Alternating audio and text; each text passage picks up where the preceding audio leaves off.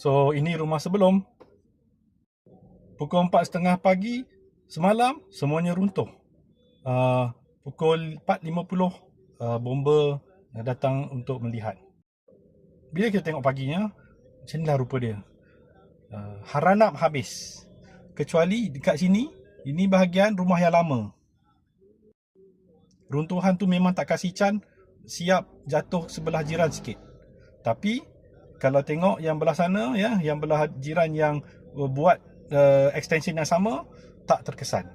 Mungkin sebab dia jatuh ke sebelah sini.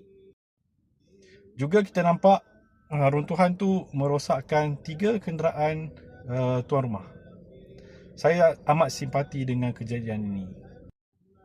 Namun kita kena kita sebagai how to say this ahli-ahli profesional dari kalangan industri pembinaan, kita semua cuba melihat, mengenal pasti apa sebenar punca.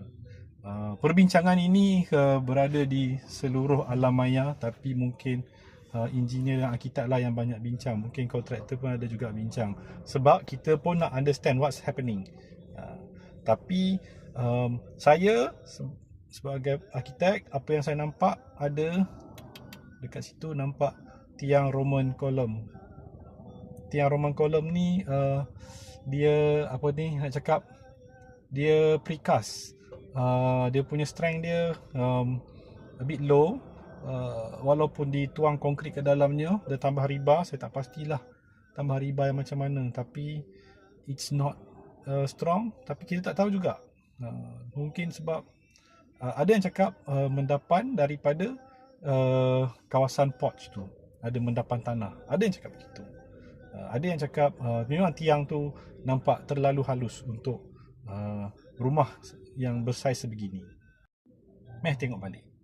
So kita nampak semua ni very bulky on the top, halus je tiang dua dekat bawah. So something that it's imbalance. Ini adalah saya ya, bukan orang lain, tapi saya yang nampak seperti begitu. Kita kena sedia maklum, rumah ni dibina saya rasa 2018 seperti yang tuan rumah bagi tahu. Means that ni lah defect liability period ke apa ke semua dah lepas lah.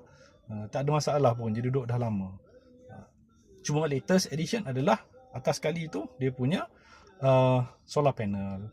I don't think solar panel memberi kesan yang berat kepada dead weight of the house. Tetapi kita tak tahu.